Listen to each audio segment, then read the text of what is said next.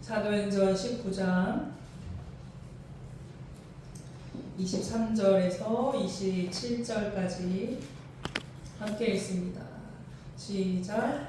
그때쯤 되어 이 도로 말미암아 적지 않은 소동이 있었으니 즉 메리오라 하는 어떤 은장색이 아데미의 신상 모형을 만들어 직공들에게 적지 않은 머리를 하게 하더니 그가 그 직공들과 그러한 영업하는 자들을 모아 이르되 여러분도 알거니와 우리의 풍족한 생활이 이 생업에 있는데 이 바울이 에베소뿐 아니라 거의 저 라시아를 통하여 수많은 사람을 권유하여 말하되 사람의 손으로 만든 것들은 신이 아니라 하니 이는 그대들도 보고 들은 것이라.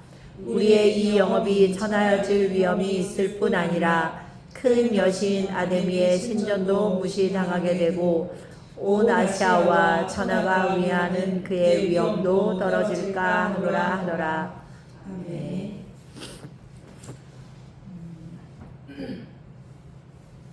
80년대, 70년대부터죠. 70년대, 80년대에 대학교를 다녔던 세대들은 데모를 열심히 하고, 그죠? 데모를 열심히 하고, 나름 민주화에 투쟁을 한다고 이렇게 열심히 했던 세대들이 있었습니다. 근데 이제 90년대로 넘어오면서 그런 것들은 희미해졌죠. 제가 대학 다닐 때도 1학년 때 제가 다닌 학교 모건대학교 신학과는 원래 대전에 다른 동에 있었는데 학교를 져서 지금 현재 자리로 이사를 왔어요. 근데 그런 과정 중에서 이제 처음 학교가 이제 다 뭔가 이렇게 완벽하게 이렇게 구성이 건물들이 안 된 상태에서 어쨌든 빠르게 이사를 하고 또 학생들을 새로 받고 하다 보니까 좀 미진한 게 많았죠. 그래서 저는 이제 푸른 꿈을 안고 우리 동기들이 이제 새내기로 입학을 한 거예요. 신학교 입학하면 맨날 말씀 찬송 기도하고 막 그러는 줄 알았죠. 잔디밭에 앉아서 막 기타 치면서 찬송하고 이렇게 하는 줄 알았더니 1학년 1학기 때 딱 입학을 했는데 선배들이 다 뭐 어디로 모이라는 거 도서관 앞에 본부 앞으로 다 집결을 해라. 그래서 막 학번별로 막 줄을 서래요. 전 1학년이니까 제일 꼴찌잖아요. 제일 막내니까 이제 막내지만 이제 우리 학번에는 군대 간 친구도 없고 이러니까 제일 많죠. 제일 많아요. 그래서 그때 제일 이제 학번이 높은 선배가 너네가 그 막내들이 맨 앞에 서 이러는 거예요. 뭔지도 몰랐어요. 앞에 서라니까 앞에 섰죠. 그러더니 학번별로 뒤에 쭉쭉쭉쭉 줄을 세워요. 그러더니 진짜 아무것도 모르고 우리는 오라고 하니까 간 건데 총장실을 쳐들어가겠다는 거예요. 그때 정말 깜짝 놀랐어요. 왜냐하면 저희 세대는 데모 세대가 아니에요. 그런 거를 경험해 본 적도 없고 데모가 없던 시대인데, 그리고 저희 윗세대도 그렇죠. 90년대도 거의 데모를 안 했을 때인데 총장실로 막 쳐들어간다고 막 팔짱을 끼라고 막 이러니까 하기는 하는데 막 무섭고 이거 뭐 어떻게 되는 거 아니야 막 이러면서 막 벌벌 떨었어요. 근데 그때 딱 이제 스쳐 지나가는 생각이, 제가 이제 신학교 입학한다고 했을 때 그 당시 저희 이제 어렸을 때 담임 목사님이 학교 가서 절대 운동권 이런 거 하지 말고 뭐 데모하지 말고 막 신신당부를 하신 거예요. 저는 그럴 리가 없다고 그냥 아예 선택 사항도 없었는데 그런 데를 뭣도 모르고 가서 이제 앞장서 있으니 겁이 났죠. 이거 어떻게 되는 거야. 근데 사실 별것도 아니에요. 뭐였냐면 나중에 들었어요. 우리가 왜 데모를 했는가? 기숙사에 정수기를 놔줘라. 주제는 그거였어요. 무슨 뭐 등록금, 동결금 이런 거창한 것도 아니고 기숙사에 뭐 승무원이었나요? 방불론이 하여튼 하여튼 기숙사에 정수기를 놔줘라. 이거를 데모를 한 거예요. 그래서 저희들이 농담으로 후배들한테 야 그거 우리가 총장실 쳐들어가가지고 얻어낸 정수기라고 4년 내내 얘기를 했죠. 우리는 어렵게 데모를 해서 얻어낸 정수기 하나를 얻어냈는데 그 이후에는 학교가 이제 정상화되고 이제 이렇게 이사를 완벽히 하고 이러니까 뭐 정수기가 뭐예요? 친교로 전자레인지 놔주고 별걸 다 하더라고요. 데모 안 해도. 그냥 성급했던 것 같아요. 그 당시 선배들이 뭔가를 막 해야 될 것 같고 막 성급했던 것 같은데, 어쨌든 이 얘기를 왜 하냐면 데모를 뭐 해야 된다, 그게 좋다라는 얘기가 아니라 사실은 이러한 어떤 그게 뭐 좋든 나쁘든 어쨌든 그런 걸 떠나서 그런 열정들이 요즘에 참 많이 사라졌다는 생각이 들어요. 또 어떤 사건이 있었냐면 열혈 분자들이 항상 있죠. 신학교 안에도 막 냉담한 사람들도 있고 신학교 왔지만 뭐 엄마가 뭐 유언을 해가지고 왔다는 둥 무슨 뭐 엄마가 서원을 해서 왔다는 둥 뭐 별의별 사람이 다 있어요. 냉담한 사람도 있고 예수의 예자 믿지도 않은 사람도 있고요. 뭐 아니면 진짜 지금 예수님의 십자가에 못 박혀 죽겠어 막 이런 열정 분자들도 있어요. 되게 다양한 사람들이 있는데 이것도 제가 신학교 때 경험했던 일인데 그 열정 분자들이 무슨 사건을 저질렀냐면 국문과는 뭐 지금도 그렇지만 예로부터 국문과가 제일 데모 앞장서는 사람들이에요. 그 시인들, 문학하는 사람들 이런 사람들이 막 그 이상을 꿈꾸잖아요. 그래서 그런 사람들이 그런 걸 잘하는데 국문과는 매년 연초에 고사를 지내는 거예요. 네, 그리고 막걸리를 가지고 고사를 지내고 막걸리를 마시고 밤새 술을 학생회가 앞에서 막 퍼 마시고 저희는 신학생이니까 아침에 새벽에 새벽예배를 가거든요. 4시 반까지 새벽예배를 가는데 막 쫄쫄쫄쫄 우리가 막 걸어가고 있으면 다 널브러져 있고 빈대떡 붙이고 있고 난리 나는 거예요. 막 걔네들을 보면서 지나가면서 소돔과 고모라 막 이러면서 이제 예배를 가고 그랬죠. 어쨌든 그러한 일들이 국문과에서 늘 있어 왔는데 그리고 뭐 음대랑 신학과랑 막 싸우고 국문과랑 싸우고 이랬는데 어느 날 이 열혈 분자인 학생들이 선배들이 그 고사 지내고 이제 이렇게 하는 그러니까 그들은 그걸 문화라고 해서 하는 거예요. 문화라고 우리 전통 문화라고 해서 고사 지내고 뭐 탈춤 추고 막 이런 걸 하는데 그게 뭐 다른 학교도 다 그렇습니다. 국문과는 약간 그런 풍토가 있는데 그 고사 지내는 그들의 어떤 신성한 그 의식 속에 어떻게 했을까요? 난입을 해서 다 뒤집어 엎고 돼지를 던지고 떡을 던지고 이렇게 난리를 친 거죠. 아니 기독교 학교에서 이게 말이 되느냐 이러면서 막 난리를 친 겁니다. 그래서 그런 사건들이 한동안 굉장히 이슈가 됐었어요. 신학교 안에서도 그렇게 한 것이 과연 옳으냐 아니면 그렇게까지 했어야 되냐 아니면 뭐 어떻게 지혜롭게 했어야 되냐 막 이래가지고 한동안 토론을 많이 했었습니다. 신학교도 한 성과 하는 사람들이 다 모여있기 때문에 한번 싸우면 막 열을 난리가 나요. 음대랑 싸우면 막 서로 밤에 몰래 습격을 해가지고 음대 애들이 신학교 채플 와서 다 때려 부시고 신학교 애들은 가서 보면대로 음대 피아노 다 때려 부시는 거예요. 실제로 그러합니다.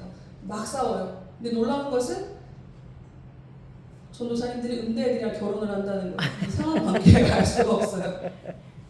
그래갖고 사모는 꼭 이렇게 음대에서 데려가고 이러더라고요. 이상한 관계인데 그러한 뭐 요즘에는 그러한 일조차 사실은 잘 없죠. 네. 그러니까 뭐 그렇게까지 옛날에 그런 것도 많았잖아요. 뭐 불상에 가서 목 자르고 단구상 목 자르고 이런 일도 막 있었지 않습니까? 뭐 그게 옳다고 옹호하는 거 절대 아닙니다. 근데 요즘 우리 신앙인들, 기독교인들을 봤을 때 그러한 과도한 열정조차 없다라는 거예요. 그러니까 이게 야 그렇게 하는 게 옳아? 그렇게 하는 게 맞냐? 라고 의논할 그 건덕지조차 없다라는 것이죠. 술에 술 탄 듯 물에 물 탄 듯 그냥 무야무야 지내고 있는 우리들의 모습입니다. 참으로 안타까운 것이죠. 만약에 여러분의 신앙이 우리의 신앙이 위협받는다면 우리는 과연 정말로 정신을 바짝 차리고 야 나를 죽여라 막 이러면서 이렇게 할 수 있는 용기와 그런 담대함이 우리 가운데 있을까요? 과연 실제 그 상황이 나에게 닥친다면 내가 정말 목에 칼이 들어온다면 그렇게 할 수 있을까요? 아무도 모르죠. 그 상황이 닥쳐봐야 사실은 알 수 있을 겁니다. 저도 마찬가지고 누구나 다 그럴 것입니다. 그러나 분명한 것은 우리가 믿고 있는 바, 우리가 신앙하는 바, 이 예수 그리스도의 복음이라는 것은 만민을 살리는 정말 하나님의 놀라운 복음인 것이고 이거 외에는 하나님께로 나아갈 길이 없다라는 사실이죠. 우리가 그것을 분명히 인정하고 그 사실을 꼭 붙들 수 있기를 소원합니다. 때로는 누가 볼 때에 요즘에 그런 게 너무 없으니까 때로는 누가 볼 때에 극성맞을 정도로라도 우리가 신앙생활 해보고 누가 볼 때에 아주 교회에 미쳤네, 예수에 미쳐버렸네, 이런 소리를 우리가 일생에 한 번은 들어야 되지 않겠습니까? 여러분 오해하지 마시기를, 미치라는 게 아니라 그냥 남들 눈치 보면서 적당한 선에서 우리가 이렇게 신앙생활을, 미지근한 신앙생활을 우리가 청산하고, 남들이 볼 때에도 저 사람은 건들면 안 돼, 저 사람은 미쳤어, 예수에 미쳤고 교회에 미쳤어, 말도 안 들어먹어, 이 정도의 인정을 받아야 되겠죠. 오늘 본문 말씀에 보면 사도 바울과 그의 일행들이 바로 그런 미친 행동을 하기 때문에 비난받고 핍박받는 내용이 나오게 됩니다. 에베소라는 곳에 가서 평소처럼 예수님을 전하고 복음을 전했던 것이죠. 복음이라는 게 뭡니까? 오직 예수님만 길입니다. 이 길로 가야만 하나님 만날 수 있고 구원받을 수 있는데 이거 외에는 다 길이 없어요, 가짜예요 라는 이야기를 이제 전한 것이죠. 그러면 그 말인즉슨 뒤집어 보면 예수님만 진짜고 다른 신들은 다 가짜니까 너희들이 섬기고 있는 그 신들은 다 가짜다, 이 얘기입니다. 고대 사회에서 도시마다 자기들이 섬기는 신들이 다 달랐어요. 왜냐하면 우리 도시의 특성에 따라서 우리를 돌봐줄 그게 다른 거죠. 바닷가는 바다의 신을 섬기는 거고, 농경 이런 농사 짓는 곳에서는 농사를 잘 되게 해주는 신을 섬기는 거예요. 이 에베소에도 여러 신들이 많지만 이 에베소의 주신이 뭐냐? 주신이 어떤 신일까요? 오늘 말씀에 나오는데 아데미 여신상이라고 합니다. 우리가 그리스 로마 신화에서는 아르테미스라고 배워요. 이거는 달의 여신입니다. 세일러문, 아데미가 바로 이 아르테미스죠. 이 여신은 사람들에게 부와 풍요를 가져다 준다고 믿었어요. 그래서 은장색이라고 오늘 데메드리오 은장색이 등장하는데, 신을 우리가 생각하는 하나님, 여호와 하나님은 어떻게 감히 우리가 하나님을 인형처럼 만들어서 그걸 내가 뭐 주머니에 넣고 다니고 우리 집에 모셔놓고 감히 그렇게 할 수가 없는 건데, 우상들마다 다 하는 짓이 뭐냐면 그 신상들을 만들어서 소유하고 싶어 하는 거예요. 요즘 같으면 뭐 이렇게 우상을 만들어 파는 일이 무슨 큰 산업이 되지는 않겠지만, 이 당시에는 이 우상을 만들어 파는 것이 굉장히 큰 산업 중에 하나였습니다. 오늘 말씀에 나오는 데메드리오라고 하는 사람이 자기 혼자 무슨 장인이어가지고 혼자 이걸 만들어 파는 사람이 아니라 밑에 직공들을 데리고 있었다는 거예요. 굉장히 큰 사업을 하는 사람이죠. 이 사람은 예를 들면 사장님이고 밑에 이걸 직접 만드는 직공들이 있고 또 그 연합체가 이제 있었던 것 같아요. 근데 보니까 바울이 들어오고 이 도시에 들어오고 나서부터 사람들이 저 말이 또 맞는 것 같고 뭔가 거리끼고 이제 막 이러니까 신상을 안 사는 거예요. 그러면 어떻게 될까요? 내 산업이 결정적으로 타격을 입게 되겠죠. 전에는 일주일에 50개 팔았는데 이제 보니까 막 30개밖에 안 팔려요. 왜 이렇게 장사가 안 되지? 왜 사람들이 이걸 안 사지? 보니까 저 바울이라고 하는 저자가, 저 일행들이 떠들고 다니는 소리에 사람들이 현혹됐구나. 저자를 내가 잡아 쫓아야 되겠다 라는 결론을 내리는 것이죠. 집집마다 우리 집 우상이 다 있어요.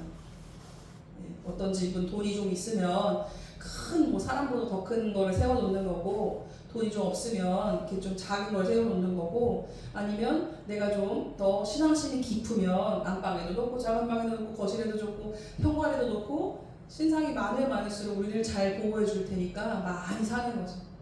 한 집에 하나만 사는 게 아니라 사람마다 살 수도 있고, 또 집에 몇 개씩, 또 종류에 따라, 뭐 입은 옷에 따라 뭐 다른 게 살 수가 있겠죠.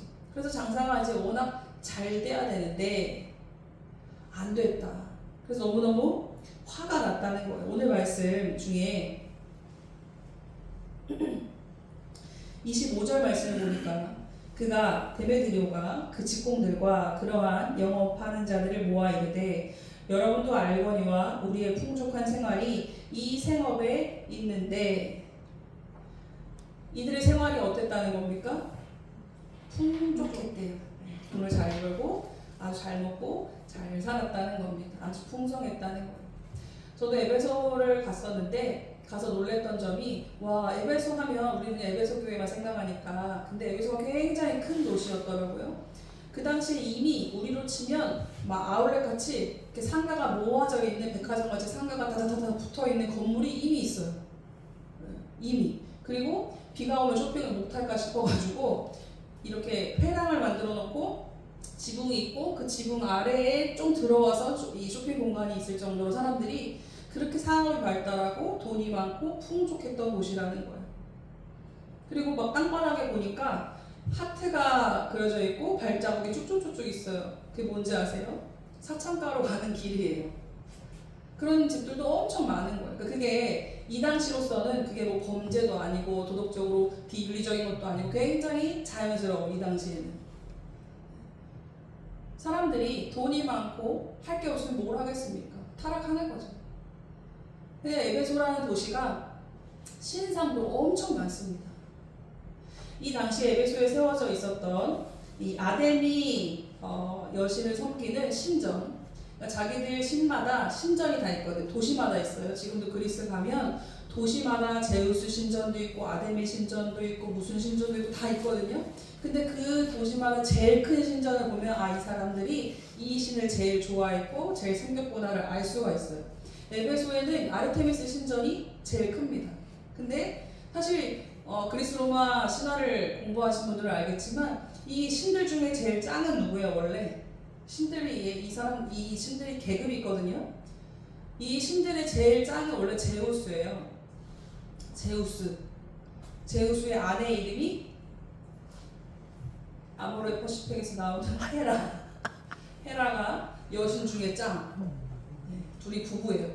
근데 제우스가 자꾸 바람을 피니까 헤라가 막 화가 나가지고 비너스를 막 때려잡고 막 이게 그리스 로마 신화 내용인데, 근데 이 에베소에는 제우스 신전보다도 이 아데미 신전이 훨씬 큰데 얼마나 크냐면 기둥 하나가 높이가 17m예요. 어마어마하죠?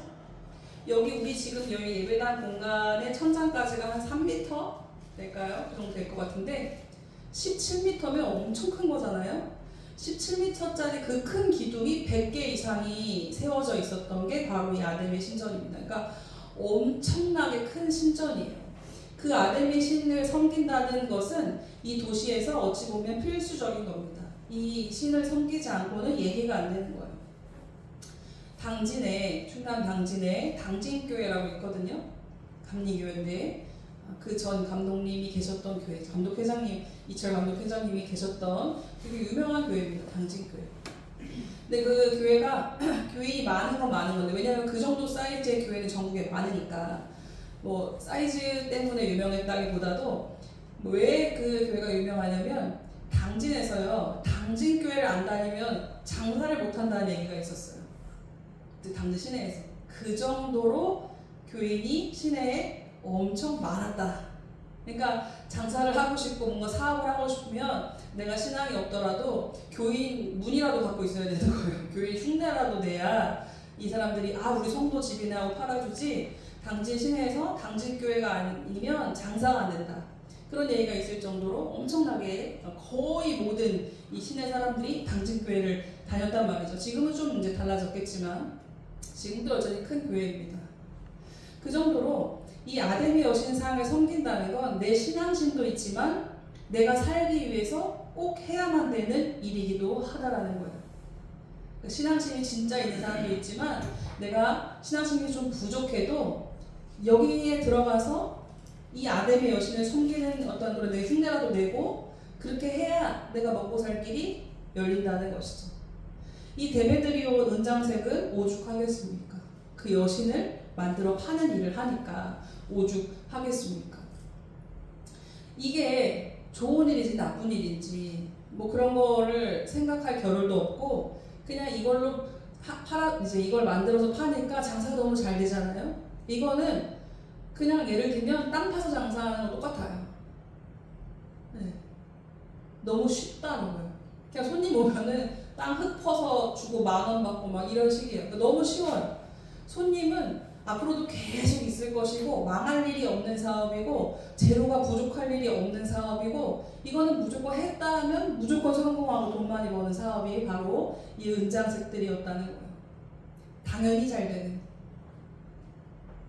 그러니까 얼마나 이 일 하는 거에 대해서 좋았겠습니까? 아마 추측하기로는 이들의 이런 어떤 연합체에서 함부로 아무나 이거를 껴주지 않았겠죠. 예. 아마 지금 개인 택시 면허 사는 것보다 더 어렸을 거예요. 추측하기로는 아무나 시켰겠습니까? 하려고 하면 못하게 했겠죠. 특정 사람들만 계속해서 할 수 있게끔 아마 독점을 했을 텐데 그러한 일이 지금 방해받으니 이거는 엄청난 큰 이슈예요. 그냥 단순히 우상 그 인형이 좀 안 팔렸다 수준이 아니라 어라 이거 봐라 이거 완전 우리 사회를 뒤엎어버리는 난리 난 거예요.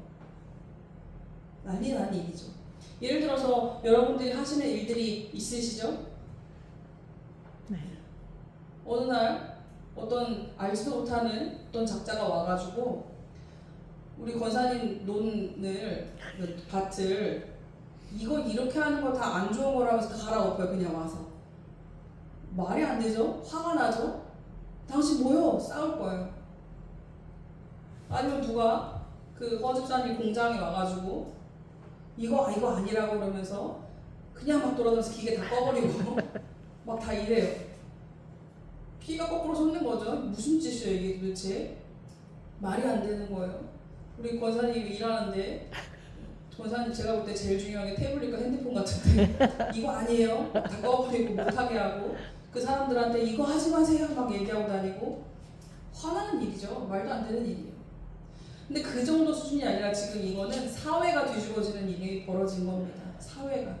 은장색들 뿐이었겠습니까? 여기에 관련된 사람들이? 그러면 이 신전에서 일하는 수많은 제사장들과 거기에 일하는 성전의 그 여성들, 여성 창기들이 많았는데 그런 사람들, 여기에 부속된 여러 가지 그 직원들 어마어마한 숫자예요. 한 신전에 이 우상들을 섬기는 헬라 문화권에서 우상들을 섬기는 신전에는 무조건 제사장과 신전 창녀가 항상 있는데 그게 우리가 영화나 드라마나 이렇게 아름답게 보는 막 신전에서 막 이렇게 하늘하늘한 옷 입고 막 이렇게 부채질하고 막 종종종 다니는 여성들 있잖아요. 선녀가 아니고 다 성전 창기예요.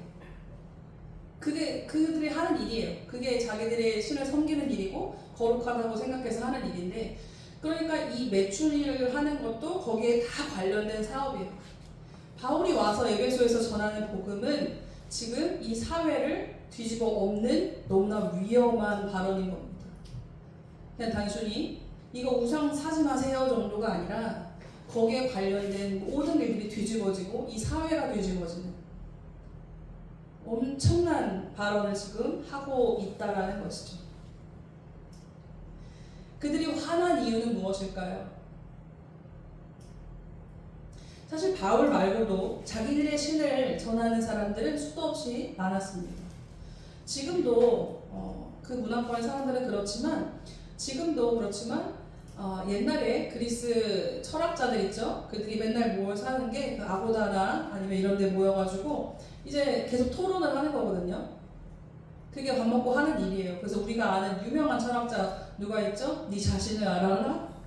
소크라테스도 그 중에 한 명이고요. 그다음에 플라톤 뭐 그런 모든 사람들이 다 그러한 문화권 속에서 나온 사람들인데 그 사람들은 토론하고 지혜에 대해서 탐구하고 이게 굉장히 큰 직업 중에 하나였거든요.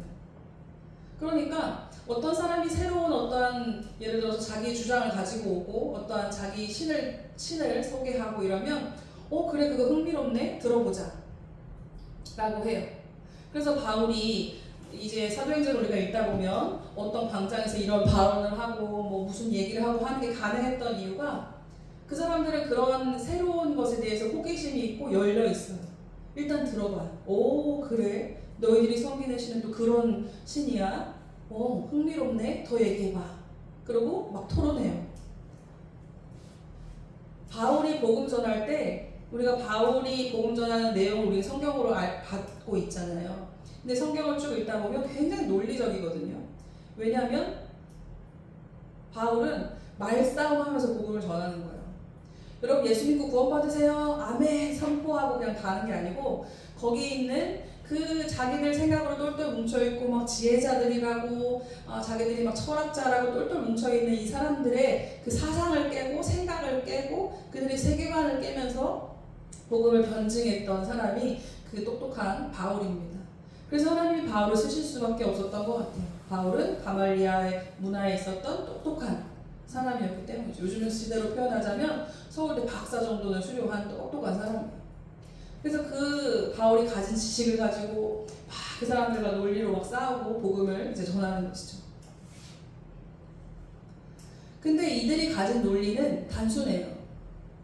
뭐냐면 우리가 지금 화나는 이유, 너가 그 말을 하면 안 되는 이유는 왜냐면 너 때문에 우리의 풍족한 생활이 다 깨져버려, 어그러져 버려. 그게 우리가 분노하는 이유다라는 거예요. 그거를 바울한테 얘기하지 않았지만 이 데메드리오라는 사람이 자기들의 그 은장색들, 그 죽공들과 대화를 할 때에 그 얘기를 합니다. 우리가 이렇게 지금 잘 먹고 잘 사는 게 풍족한 생활이 바로 이 일을 하기 때문이 아니냐? 근데 저 자들 때문에 우리가 지금 이 영업이 천하여질 위험이 있을 뿐 아니라 큰 여신 아데미의 신전도 무시당하게 되고 온 아시아와 천하가 위하는 그의 위엄도 떨어질까 하노라. 말이 길고 거창해요. 우리가 섬기는 아데미 여신이 명예가 떨어질 거야. 뭐 어쩌고 저쩌고 얘기하지만 목적은 어디에 있습니까? 첫 번째 말했던 우리 풍족한 생활이 다 깨져버릴 거야. 지금 우리 너무 잘 살고 있는데 이 생활이 너무 좋은데 너무나 풍족하고 안락하고 너무 좋은데 저 사람이 말하는 저 이야기를 들으면 이게 다 뒤집어지는 것이다. 그래서 우리는 그걸 들으면 안 돼 라는 거예요. 바울이 에베소에서 굉장히 오랜 시간 복음을 전했기 때문에 아마 데메드리오라고 하는 이 사람도 이 복음에 대한 내용을 들어보았을 것입니다. 그리고 또 관심이 있으니까 들어봤겠죠. 그 군중 속에 숨어서라도 들어봤을 것입니다. 그래서 바울이 얘기하는 그 내용이 무엇인지 그도 알고 있다라는 거예요. 바울이 이 도를 전한대요.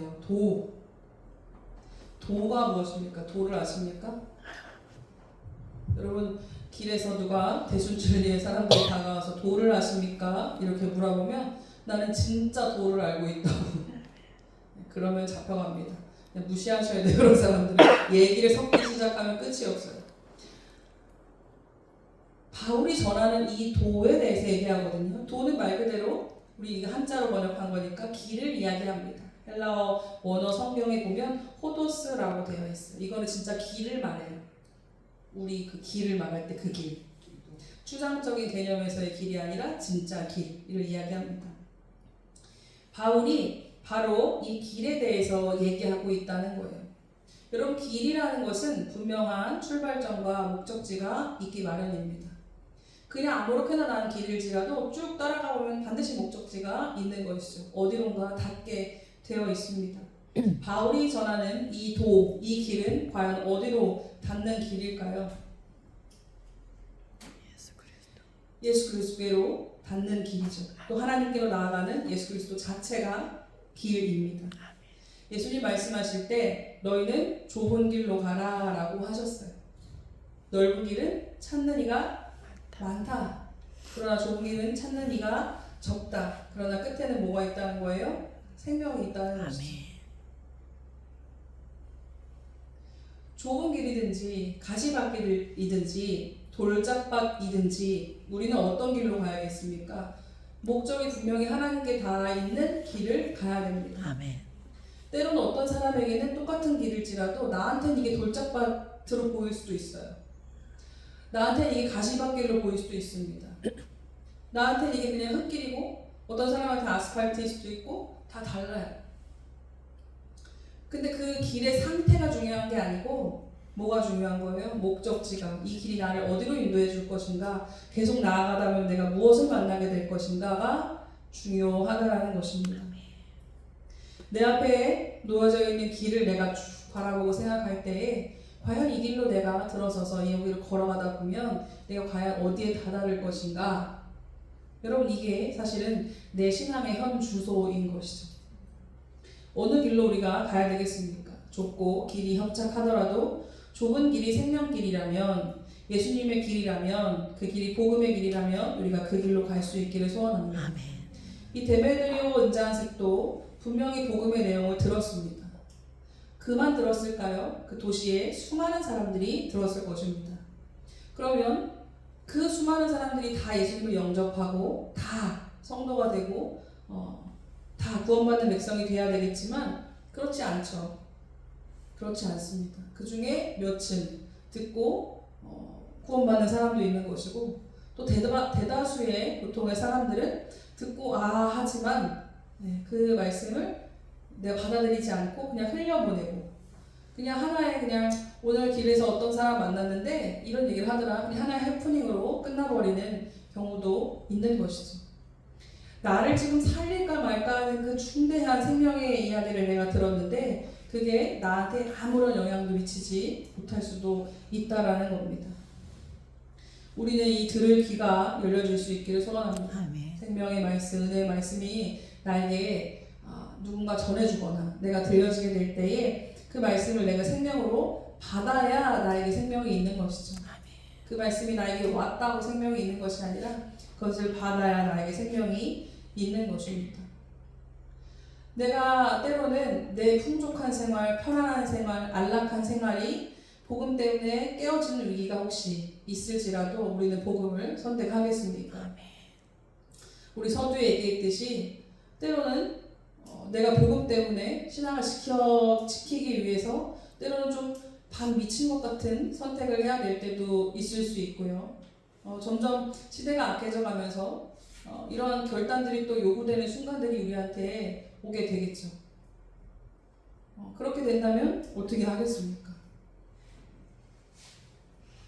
우리 코로나 때 막 나라에서 예배를 몇 명씩 모이지 드리지 말라 했을 때 많은 대다수의 교회들이 그 명령에 따랐어요. 왜냐하면 또 이제 뭐 바이러스 때문도 있지만 또 세상의 교회를 바라보는 또 이제 그런 것 때문에 우리가 그렇게 해준 면도 있죠. 사실 우리는 그렇게 생각 안 하지만 세상이 우리를 또 그렇게 보고 복음의 전도에 방해가 될까봐 좀 따라주는 면도 사실은 있었습니다.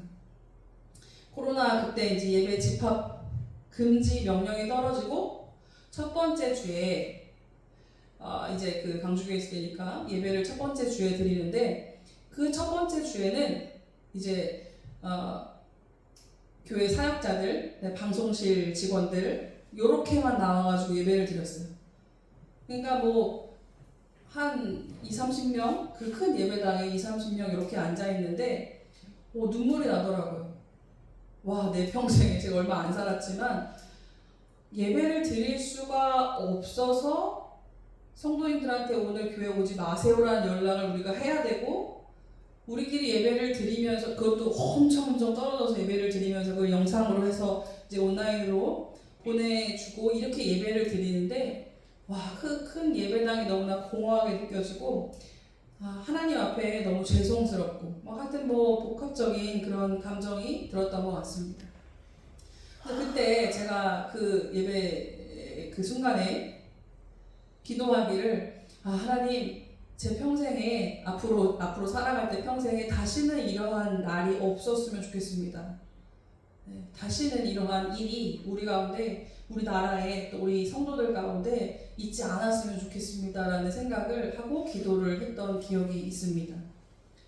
물론 아직까지는 그렇게 되고 있어요. 왜냐하면 그 다음 주부터는 그냥 이제 예배를 드렸기 때문에 그 일이 그 이후에는 없었지만 어쨌든 굉장히 우리가 원해도 예배드리지 못하는 그러한 시절이 우리 가운데 만약에 닥친다면 우리가 어떻게 할 것인가, 혹은 그 정도까지는 아니더라도 내가 분명하게 신앙의 노선을 선택하고 내가 내 의견을 밝혀야 되는 이러한 순간이 온다면 어떻게 될 것인가. 미리 우리가 그것에 대해서 내 마음을 정리하고 정해놓지 않으면 그 상황이 되면 우리는 그 뜨거운 물 속에 빠져있는 개구리처럼 그냥 삶아져 버리고 마는 거죠. 이게 무슨 상황인지 모르고 그렇게 돼버릴 것 같아요. 우리는 늘 깨어 있어서 다른 것들은 우리가 다 평화하고 다 부드럽게 하고 다 지혜롭게 이렇게 아름답게 하지만 우리가 신앙에 있어서만큼은 단호하고 우리가 신앙에 있어서만큼은 아주 결단력 있게 우리의 신앙의 노선을 색깔을 잘 정해서 정말 참 믿음의 길을 우리가 걸어갈 수 있기를 소원합니다. 아멘. 진짜 우상이 도대체 무엇이냐? 우리가 좁은 길로 가야 되는데 복음의 길로 가야 되는데 장애물이 되는 것이 무엇인가를 보면 그게 진짜 우상이죠. 뭐 은으로 돌로 어떤 형상을 만들어놨다고 그것만 우상이 아니라 그거 갖다 버린다고 우상이 없어진 것이 아니라 진짜 우상은 뭐냐면 하나님 앞에 가는데 방해되는 모든 것들이 다 내 우상입니다. 여러분 한번 고민해 보세요. 나의 우상은 무엇이 있는가? 예를 들어서 나는 예배를 꼭 드려야 되겠습니다. 나 진짜 기도하고 싶고요. 예배 드려야 돼요. 나 교회에 들어가야 돼요. 나 교회 가고 싶어요. 그래? 그러면 너 교회 가고 싶으면 5천만 원 내. 너 통장에 있는 돈 꺼내가지고 내. 내시겠어요? 5천만 원이 없지만 상상해보세요. 우리 수준으로 좀 내려볼까요? 500만 원을 내라. 아니면 네 차를 갖다 바쳐. 예를 들어서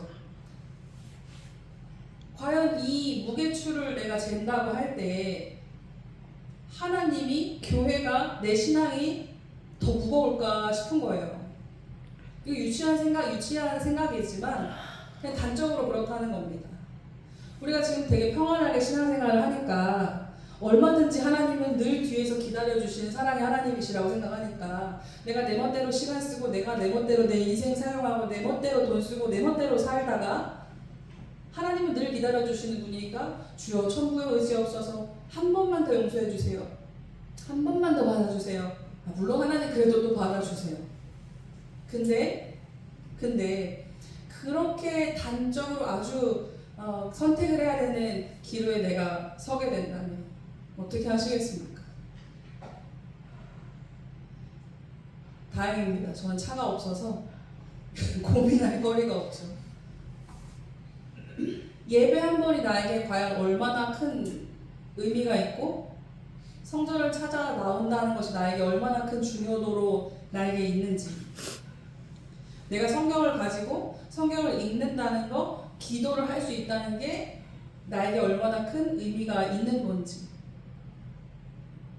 내가 바빠서요, 뭐 때문에요, 내가 이거 하나님 나중으로 미룰게요, 안 하겠다는 게 아니라 조금 시간을 말미리 주세요, 할 거예요. 우리가 살면서 어쩔 수 없어서 이렇게 미뤄지고 뒷전이 되고 신앙이 뒷전이 되고 이런 일이 사실 많지만, 여러분 우리가 냉정하게 냉철하게 생각해 봤을 때 내가 사업을 한다 치면 어떤 예를 들어 그 거래처 누구를 만나야 되고 뭐를 해줘야 거래처 대금을 지불해줘야 되고 무슨 일을 내가 해줘야 되고 할 때 그거 미룰 수 있겠습니까? 못 미루잖아요. 왜냐면 그렇게 하면 나한테 피해가 온다고 내가 알기 때문이에요. 근데 우리는 신앙은 언제든지 미룰 수 있다고 생각해요. 하나님은 늘 좀 이해하고 가만히 계셔야 돼요. 내가 바쁜 일이 지금 너무 많고 해야 될 내 인생의 과업이 너무 많으니까 이것 좀 해고 나서 할 거예요. 안 할 건 아니에요. 여러분 제가 뭐 여러분을 혼내는 것도 아니고 저도 부족합니다. 그러나 우리가 그런 생각들을 좀 하고 해볼 수 있고 항상 내 신앙을 내 스스로 좀 점검해 봐야 된다는 사실입니다. 때로는 뭐 목사가 가장 위험하지만 내 신앙의 직분의 1하는 이름에 내가 갇히고 내 신앙의 연수에 내가 갇혀요. 그리고 사람들의 평가와 칭찬에 내가 갇혀요. 그래서 내가 나라는 사람을 잘 보지 못하게 됩니다. 아마 심춘하 원사님 우리 가나안교회 와가지고 칭찬을 너무 많이 받아가지고 거의 모범생이 됐잖아요. 여기 와서 원사님 뭐 이것도 잘하고 저것도 잘하고 막 기분이 좋으시죠? 네. 풀 리가 없죠. 당연히 좋아야죠. 감사하고 좋은 일이에요. 제가 그냥 편하니까 예를 든 건데 이렇게 칭찬을 많이 받고 이렇게 남들이 좋은 평가만 해주게 되잖아요. 그러면 내가 안 그러려고 해도 내가 나를 좀 솔직하게 보려고 해도 나도 모르게 내 자신한테 내가 콩깍지가 씌어버린다니까요. 아, 나 많이 부족해. 나 진짜 나 몰라. 나 진짜 부족해. 근데 속으로는 내가 좀 하지. 이거 누가 하겠어? 내가 하지. 이게 뭐 꼭 누가 아니라 다 그래요. 저도 그렇고 다 그렇습니다. 근데 우리가 건강한 자존심을 가지고 자아 존중감을 갖는 건 참 좋은 일인데 맨날 풀죽어 지내는 건 나쁜 거잖아요. 근데 건강한 이런 자아를 가지고 가는 건 좋지만 하나님 앞에서만큼 우리가 진실해야 된다는 것이죠. 회개해야 될 문제가 있고 회개해야 될 어떤 순간이 있다면 우리는 사람 앞에서는 얼마든지 우리가 뭐 고상을 하고 뭐 자존심 부리고 할 수 있겠지만 하나님이 눈썹만 찡그려도 우리는 바짝 엎드려야 돼요. 네. 하나님 앞에서는 우리가 뭐 뻥일 게 사실 없잖아요. 그때는 멈추고 바짝 엎드리고 주님을 바라보는 것이 살 길인 것이죠. 사실 우리가 진짜 우상은 바로 하나님을 우리가 바로 바라보지 못하게 하고 내가 내 자신을 바라보지 못하게 하는 그러한 것들이 사실 진짜 우상입니다. 그게 있어서 그 우상들이 있어서 내가 사실은 좋거든요. 행복하거든요. 마치 우상들을 집에 막 여러 개를 만들어 놓고 쌓아놓고 이거 너무 좋다, 예쁘다, 이게 나에게 행복감을 줘, 이게 만족감을 줘, 나 혼자 막 기뻐요. 그것처럼 하나님 앞에 내가 신앙생활에 방해되는 그런 것들을 내가 사실 은근히 좋아하고 그것들을 기뻐하고 즐거워하면서 잘 끊어내지 못하죠. 그게 내 습관일 수도 있고 또 사람일 수도 있고 때로는 가족이 될 수도 있고요, 돈이 될 수도 있고 명예가 될 수도 있고 뭐 사람마다 다 다를 것입니다. 저 사람이 참 잘하다가 참 교회 잘 나오고 잘 지내고 신앙생활 잘하는 것 같다가 갑자기 어느 문제만 딱 부딪히면 삐딱하게 팍 돌아버리는 그런 포인트들이 있거든요. 사람마다. 아니 저게 저렇게 화낼 일이야? 그 사람한테 그게 화낼 일이에요. 근데 사실 우리는 그것까지도 하나님 앞에 다 내려놓아야 사실 되는 것이죠. 사실 죽을 때까지 그 과정은 참 어렵지만 계속해서 우리가 예수 안에서 다듬어져 가야 되는 것들입니다. 그런 모든 것들 하나님 앞에 내가 바로 서 있지 못하게 하는 복음을 받아들이기 거리껴지게 하는 그러한 모든 마음들이 예수 안에서 우리가 잘 정돈될 수 있기를 소원합니다. 이제 12월이 다 가죠. 신기합니다. 가만히 있으면 시간 참 잘 가는 것 같아요. 근데 이제 연말을 이제 맞이하고 새해를 준비하면서 버릴 것들을 좀 한번 추려보세요. 집에서도 마찬가지고 집에서도 버릴 것들을 좀 추려서 버리고 또 여러분의 삶 속에서도 버려야 되는 것들이 혹시 뭐가 있을까를 생각해 보시면서 내가 좀 새롭게 하나님 앞에 새 출발하고 싶다. 버려야 될 것들, 어떤 뭐 관계든지 내 생각이든지 무엇이든지 그런 버릴 것들을 좀 잘 끊어내고 그런 것들을 하나님 앞에 잘 정돈할 수 있기를 소원합니다. 버리기에는 너무 아까운 지금의 안락하고 풍족한 생활 환경 이것에 우리가 벌벌 떨지 않고 우리가 주님을 더 크게 바라볼 수 있기를 소원합니다. 그것에는 생명이 없는 것이죠. 나에게 기쁨을 준다고 착각하지만 그거는 내 착각이고 진짜 거기에 생명이 없고 진짜 나에게 평안과 기쁨을 주는 존재가 아닙니다. 우리는 오직 하나님 안에서만 예수 그리스도 안에서만 평안을 얻을 수가 있고 참된 만족을 얻을 수가 있는 것입니다. 성경을 읽고 기도하고 연말을 잘 준비하시면서 하나님 안에서 마음을 잘 정돈하시기를 바랍니다. 아멘. 우리가 오늘 함께 찬양하고